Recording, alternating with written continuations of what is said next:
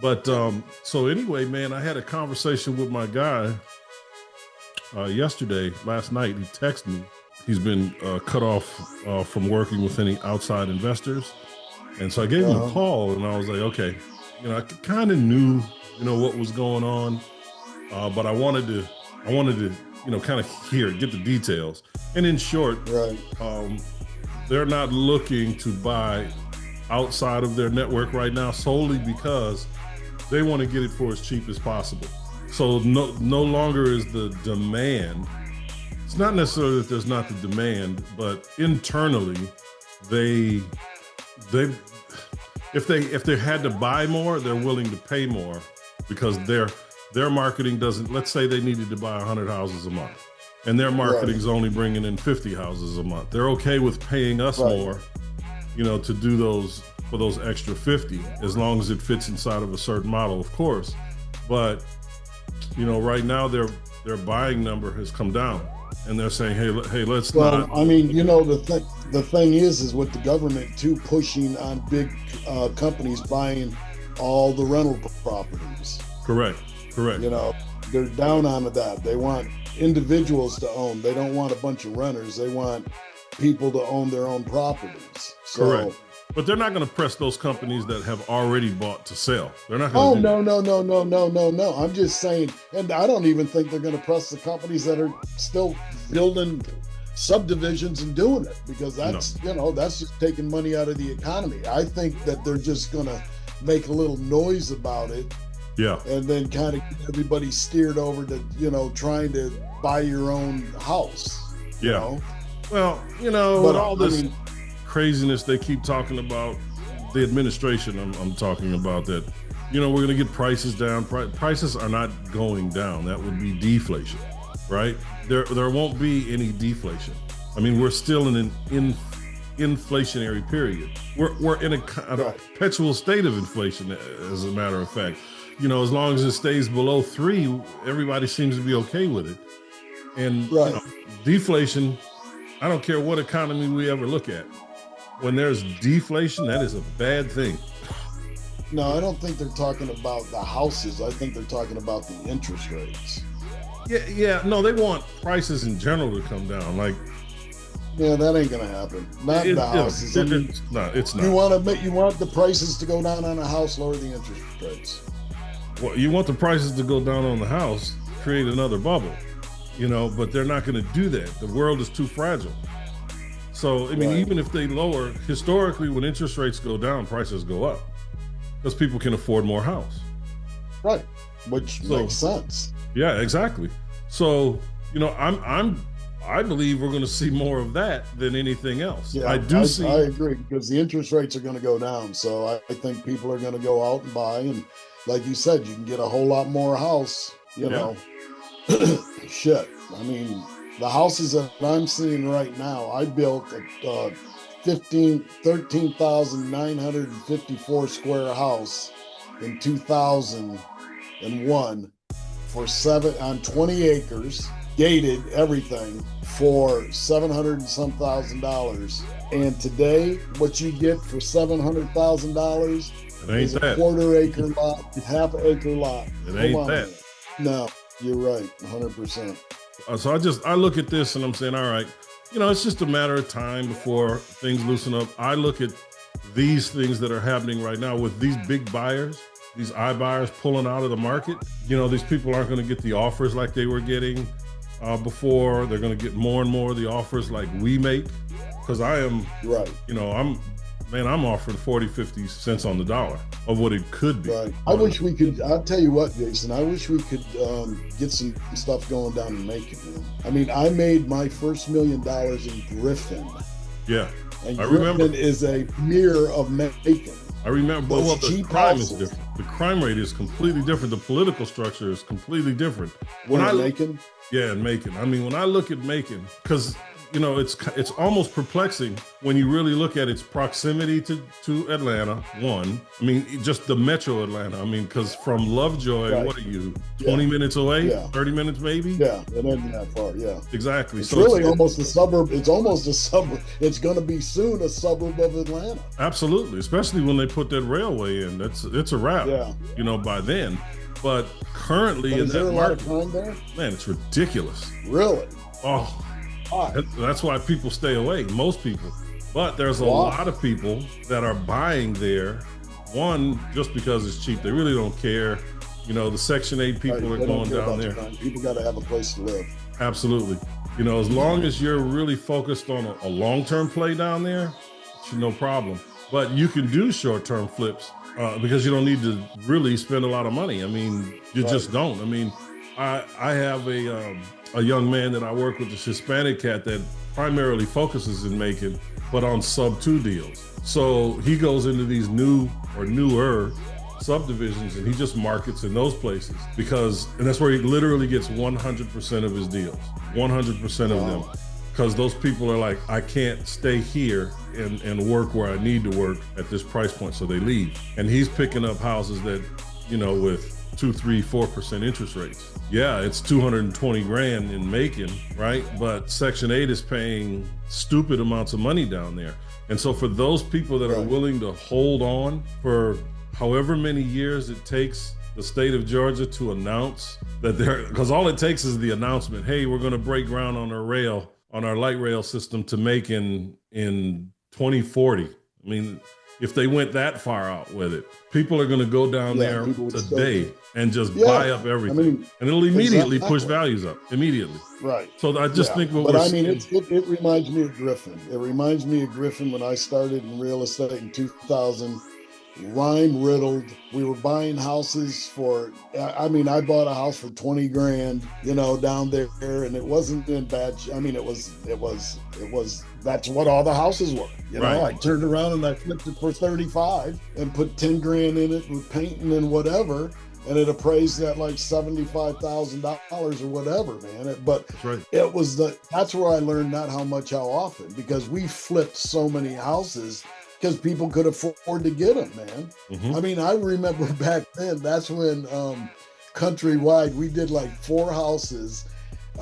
So bought them on a Thursday, and on Tuesday, got the call from Countrywide. They wanted to refinance them, and we didn't even renovate them. We didn't even have the time to renovate them. Yeah, that's how fast they were turning shit. Countrywide was the worst. They were the best of the worst, or the worst of the best. Depends on which perspective you're looking at, right? But that was their game. They started off as this brokerage company backed by Bank of America. And so they would write the paper, bundle the paper, sell it to Bank of America on the secondary market or whoever, and then they would package it up to those bigger investors. Countrywide, when they went under, if you remember, they had a $407 billion portfolio that Bank of America paid 4.7% of the face value of that paper when Countrywide went under. 4.7%. That means they spent $4,700 for every $100,000 of debt. That's insane. And then, of course, I know you remember when we were doing all those auctions, and we'd go to the auctions and houses we were just paying 80 grand, 90 grand, 100 grand for, now we're getting them for 15. And we thought we were getting the deal when Bank of America was literally tripling their money. No, stealing the money. That's what Bank of America was, stealing the money. Absolutely. They pulled, not only were they underwriting Countrywide, all right, and then making money in the secondary market from selling that Countrywide paper, then they turned around and sucked all the money back off the streets by reselling those properties to us at an inflated discount rate, okay? It's amazing the level of thievery that occurred. Because if you and I did that, man, we would probably right now be at the midway point of our federal sentence.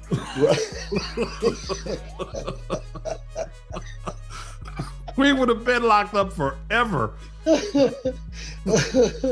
Oh, that's funny. Absolutely. It was crazy. I was in New York when the big well, there were 10 banks that got together, but the big five called them in 2010. And I just so happened to be in New York. And the reporting on that meeting from the national media was minuscule. It was minuscule. But the local media was just all over it because if you remember, I mean, not only was the country being ravished, but the stock market in general. So New York was just being decimated. I mean, it didn't matter what kind of stock it was going down.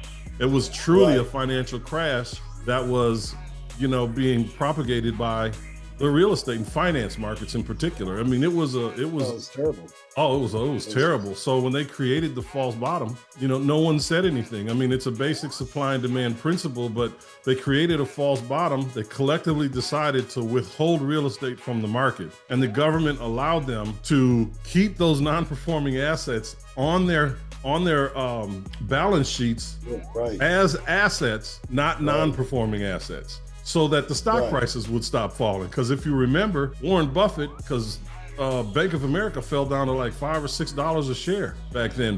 Warren Buffett went in and bought millions and millions of shares of Bank of America, millions. And when it got back up to 14, he started selling some, but again, he tripled his money before he did that. And it took a few years to make that happen. Not only did he do that, but a man that hates investing in real estate started buying up subdivisions and opened up a brokerage. There was no Berkshire brokerage company before 2008. Right. He bought 40,000 houses and said, let's go get some more money. I mean, they're going to wind up buying all this stuff. And that's exactly what they did.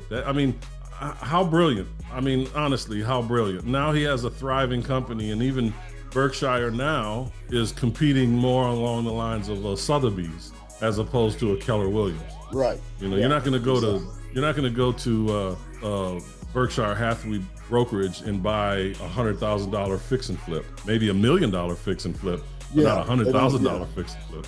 No, I mean, he did it right. He did it with prestige, and he didn't cheapen the brand because you're still talking Berkshire Hathaway. That's his brand. I mean, that's right.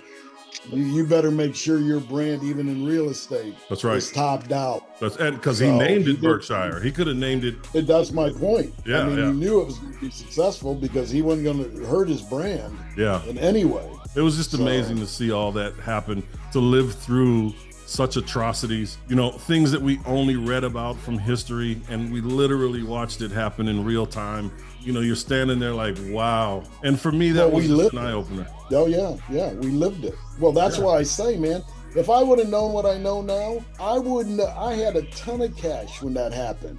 Yep. And I had people moving out of our properties. I was keeping people in the properties and paying the mortgages just so they wouldn't get vandalized. Absolutely. It was cheaper to keep them in there and pay $400 a month than to let them move out and have a $30,000 walls knocked in and wire being pulled out and everything else.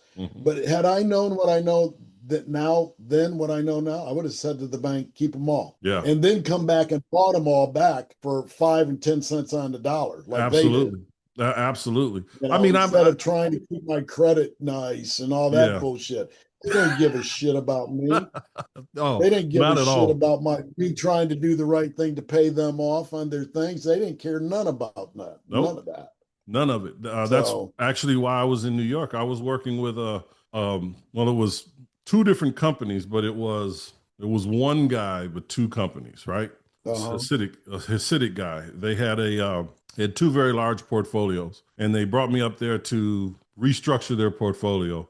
So the guy was like, I'm not paying any of these mortgages. It's a $26 million portfolio, the first one. The second one was 140 some odd million. So once I successfully did the first one, it's a $26 million portfolio. He's like, I'm not paying any of the rents. It makes no sense that people that don't pay the mortgage get a benefit, and then the guy that's paying the mortgage gets the shaft. I'm not paying it. I'm not paying it. I'm not paying it. In principle, he was smart. In theory, it made sense. And to be honest with you, I didn't think the banks were going to go for it. But what I did was I leveraged the portfolio in its entirety to say, hey, listen, forget the moral argument here. These are all in default, and you're going to have another $26 million, and this guy doesn't care. So unless we can make a deal, let's make a deal. But banks didn't want to write that off. No, because it's a huge portfolio.